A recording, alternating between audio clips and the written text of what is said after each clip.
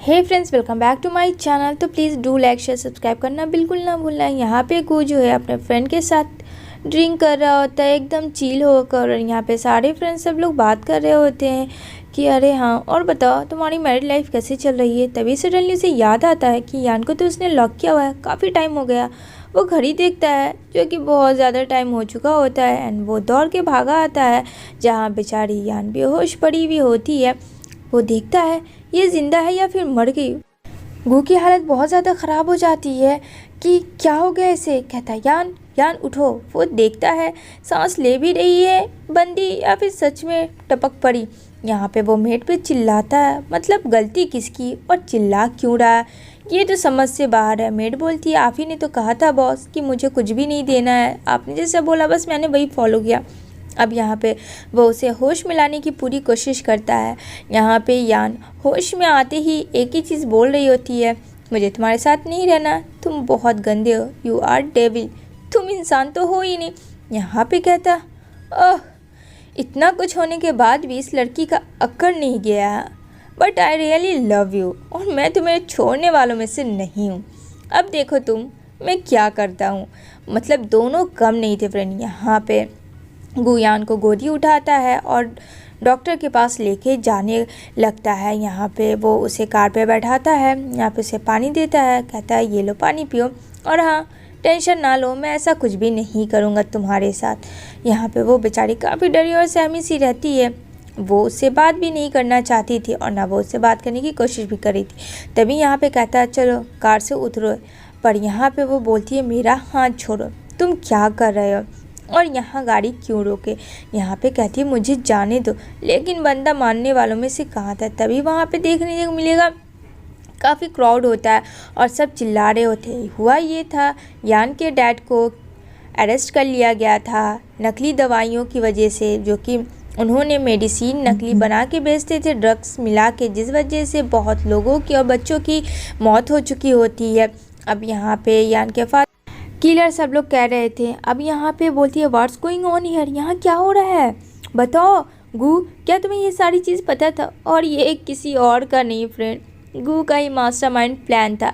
हाँ, यान के फादर नकली ड्रग्स बना के बच्चों को मार तो रहे थे, इस वजह से वो ना चाहते हुए भी वो चीज़ बाहर करवा देता है और यहाँ पे वो दुनिया के सामने में आ जाता है, जिस वजह से उसे काफ़ी ट्रोल किया जाता है। अब यहाँ पे वो जाती है अपने डैड के पास, लेकिन यहाँ पे गू रोक लेता है यान को, कहता है भूल से भी ये गलती मत करना, वरना जो तुम्हारे डैड के साथ हुआ है वो तुम्हारे साथ अभी हो सकता है, 2 सेकंड भी नहीं लगेगा। तभी यहाँ पे एक आदमी आता है और कहता है यू बिच कहीं की, तुम्हारी वजह से तुम्हें क्या हर्ट नहीं है क्या? तुम बच्चों के मार दियो, तुम दोनों बाप बेटी ने मिलके, और तुम कैसी बेटी हो। हाँ, तुम्हें खुद का बच्चा होगा तब तुम्हें समझ में आएगा। एक कातिल हो तुम, एक बाप की बेटी कातिल, जैसा बाप ऐसे ही बेटी। मतलब इतना सारा चीज़ बेचारी को ट्रोल होना पड़ रहा है यान को, जबकि यान की तो कोई गलती नहीं। फिर उसको तो इस बारे में पता भी नहीं कि उसके फादर ड्रग्स बेच रहे होते हैं नकली दवाइयों का, वो तो इन सब चीज़ों से अनजान थी। यहाँ पे वो जाती है डैड से मिलने के लिए, लेकिन यहाँ पे गू पूरे तरीके से उसे रोक लेता है और यहाँ पे कहता है जैसा मैं बोल रहा हूँ वैसा करो, वरना अंजाम बहुत बुरा होगा। अब इन सब चीज़ों से यान काफ़ी परेशान हो जाती है, क्योंकि अब उसके पास कोई भी रास्ता नहीं होता है गू के अलावा, इसलिए वो खामोश हो जाती है और यहाँ पे बोलती है क्या तुम चाहते हो।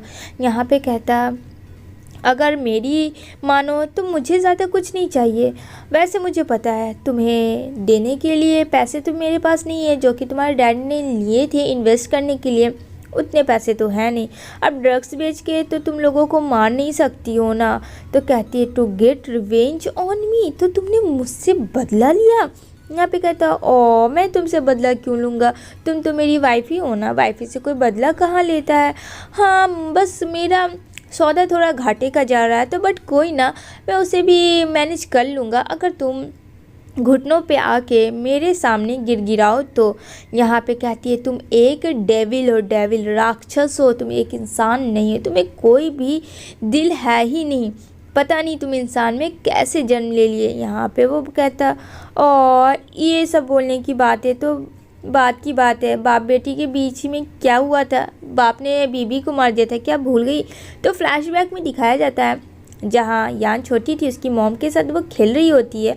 तो यहाँ पे बॉल जो है वो रोड के पास जाता है, तो यान दौड़ रही होती है लेकिन उसकी मॉम उसे बचा लेती है और अपने सामने आ जाती है। यहाँ पे उसके डैड खड़े होते हैं उसके भाई के साथ। यहाँ पे वो चिल्लाता है कि या क्या हो गया तुम्हें, और उसी में उसकी डेथ हो जाती है। और ये सब चीज़ सबके सामने हो रही थी, जो कि उन चीज़ों को नहीं भूल सकती है कभी भी। यान यहाँ पे बोलती है ठीक है, तुम्हें जो चाहिए वो मैं करूँगी, तुम्हें मुझसे माफ़ी मंगवाना मैं मंगवाऊंगी। हाँ मुझे पता है मेरे पास इन्वेस्ट करने के लिए पैसे नहीं है एग्रीमेंट पे, तो प्लीज़ मुझे उन सब के लिए फ़ोर्स मत करना। तो कहता है इसी के लिए तो मैं कह रहा हूँ ना बेबी कि तुम घुटनों पे आ जाओ ना, तो मैं तुम्हें फ़ोर्स ही नहीं करूँगा। कहती है हाँ मुझे आज पता चल गया, तुम एक पैसे के लिए कुछ भी कर सकते हो। If you don't give him money you don't know how can I force you. यहाँ पे गू बोलता है अब मेरे पास टाइम नहीं है बहस करने का यान, या तो करो या तो जाओ जेल में अपने बाप के साथ। अब यहाँ पे बोलता ओह तुम्हारा भाई भी है ना। अब बेचारी इतना कुछ सुनने के बाद वो भाई के नाम से एकदम से चुप हो जाती है कि उसकी लाइफ तो बर्बाद हो ही गई, ये इंसान भरोसे के तो काबिल है नहीं कि उसके भाई के साथ भी कुछ गलत ना कर दे।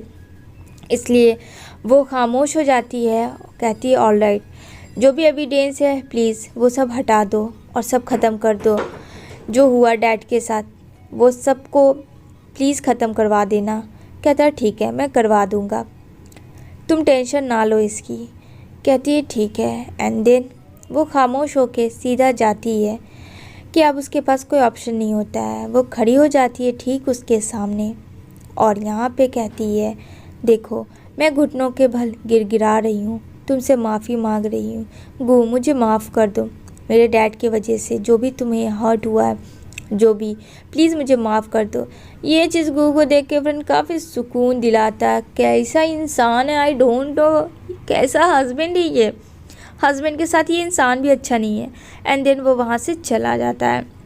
यहाँ पे सारे मीडिया लोग आ जाते हैं कि तुम्हारे डैड कातिल थे क्या, इस बारे में तुम्हें पता है या कि तुम मिले हुए हो, तुमने एक बच्चे का जान मार दिया। यहाँ पे 9 साल के बच्चे का जान मार दिया होता है। यहाँ पे बहुत कुछ होता है। तभी यहाँ पे I have new evidence to submit करके गू पुलिस से बात कर रहा होता है। एक क्रिमिनल को दिखाया जाता है जो कि मास्क लगा के चाकू लेके दौड़ के आ रहा होता है। यान तो बिल्कुल होश में नहीं होती है, इधर तो गू आराम से बात करता हुआ जा रहा होता है और यहाँ पे बोलता है कि तुमने मेरे 9 साल के बच्चे का जान मार दिया। और यहाँ पे वो उसे चाकू भोंका जाता है बेचारी यान को, मतलब बलि का बकरा को और बन गया। अब यहाँ पे गू काफ़ी कस के चिल्लाती है, यहाँ पे बोलती है प्लीज़ मेरे बच्चे को कुछ नहीं हो। तभी यहाँ पे गू जैसे ही देखता है वो दौड़ के उसके पास जाता है। यहाँ पे कहता है मैं तुम्हें कुछ नहीं होने दूंगा। इसी के साथ ये फ्रेंड